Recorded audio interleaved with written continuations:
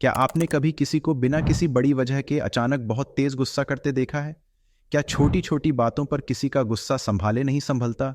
क्या यह सोचकर हैरानी होती है कि ऐसा क्यों होता है? अगर आप इन सवालों के जवाब जानना चाहते हैं तो यह वीडियो आपके लिए है।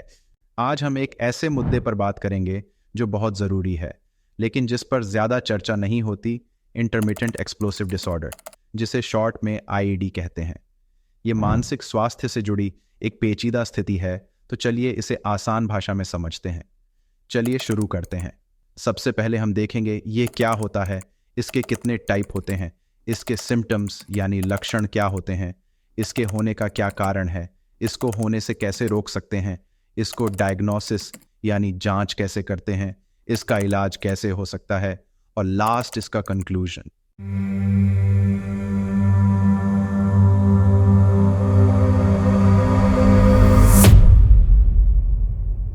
आइए सबसे पहले जानेंगे इंटरमिटेंट एक्सप्लोसिव डिसऑर्डर क्या होता है। चलिए देखते हैं। दोस्तों, इंटरमिटेंट एक्सप्लोसिव डिसऑर्डर यानी आईईडी एक तरह की दिमागी बीमारी है जिसमें आदमी को बहुत तेज गुस्सा आता है।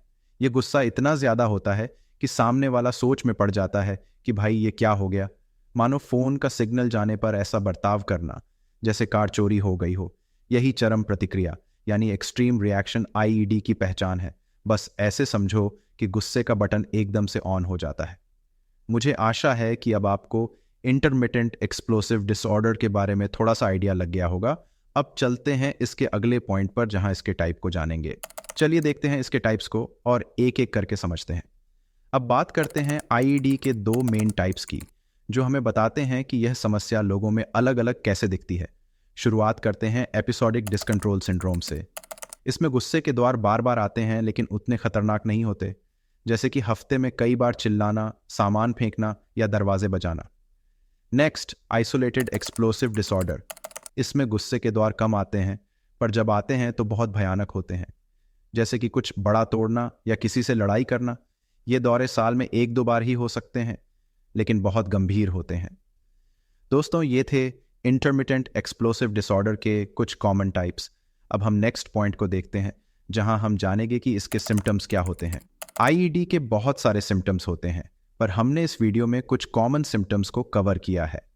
इंटरमिटेंट एक्सप्लोसिव डिसऑर्डर के कुछ कॉमन सिम्टम्स हैं। आईईडी के लक्षण बहुत तरह के हो सकते हैं, जैसे कि अचानक गुस्सा। यह गुस्सा ऐसा होता है जो बिना किसी बड़ी वजह के तुरंत आ जाता है। छोटी छोटी चीज़ों पर भी बहुत तेज और ज़ोरदार गुस्सा, जैसे कि कोई बस थोड़ा सा लेट हो गया या फिर टीवी रिमोट नहीं मिल रहा और व्यक्ति इस पर तोड़फोड़ या चिल्लाने लगे। नेक्स्ट, शारीरिक आक्रमण। इसमें चीज़ों को मारना, फेंकना या तोड़ना शामिल है, जैसे कि कुर्सी उठाकर फेंक देना, दीवार पर मुक्का मारना। नेक्स्ट, चिड़चिड़ापन। यह एक तरह का लगातार बना रहने वाला तनाव है, जहां व्यक्ति को बार बार छोटी बातों पर भी गुस्सा आता है। आसपास के लोगों के साथ बेवजह खींच महसूस करना। नेक्स्ट, तेजी से विचार आना। गुस्से के द्वार से पहले दिमाग में विचारों की तेजी से आवाजाही होती है, जो एक बड़े दौरे का संकेत दे सकती है। नेक्स्ट, ऊर्जा में बढ़ोतरी। गुस्से के समय अचानक से ऊर्जा का एक जोरदार फव्वारा महसूस होना, जैसे कि पूरे शरीर में ताकत भर गई हो। नेक्स्ट, दिल की धड़कन तेज होना। गुस्से के दौरान दिल की धड़कन में तेजी आना, जैसे कि रेसिंग कार की तरह दिल चलने लगता है। नेक्स्ट, सीने में जकड़न। गुस्से के वक्त सीने में एक तंगी और दबाव महसूस होना। ये लक्षण समझना आईईडी को जल्दी पहचानने और इसे संभालने में मदद कर सकते हैं।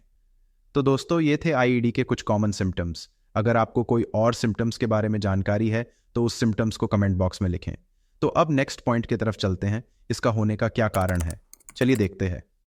आईईडी के पीछे के कारण साफ नहीं है, लेकिन कुछ बातें हैं जो इसके बढ़ने में योगदान देती हैं, जैसे कि दिमाग का केमिकल लोचा, मूड को ठीक रखने वाले केमिकल जैसे कि सेरोटोनिन में गड़बड़ी होना।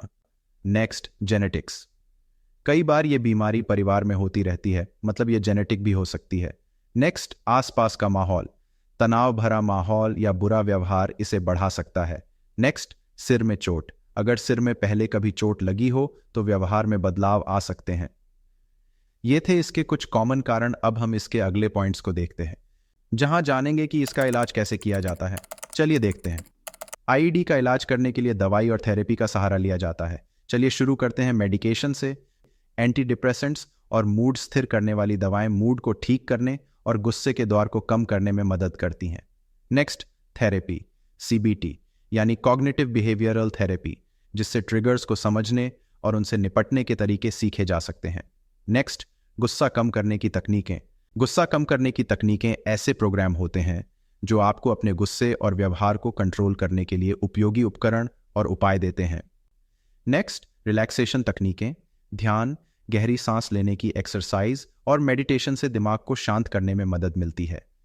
दोस्तों, ये थे इसका इलाज करने का तरीका। अगर आपको इस वीडियो में किसी भी पॉइंट्स की कमी लग रही है तो हमें कमेंट बॉक्स में ज़रूर बताएं। आखिर में इसके कंक्लूजन को देखते हैं। दोस्तों, इंटरमिटेंट एक्सप्लोसिव डिसऑर्डर एक जटिल लेकिन संभालने लायक स्थिति है अगर सही मदद और तरीके अपनाए जाएं। इसके लक्षणों वाले लोगों को नकारना या जज करना नहीं चाहिए, बल्कि उन्हें मदद के लिए इनकरेज करना चाहिए।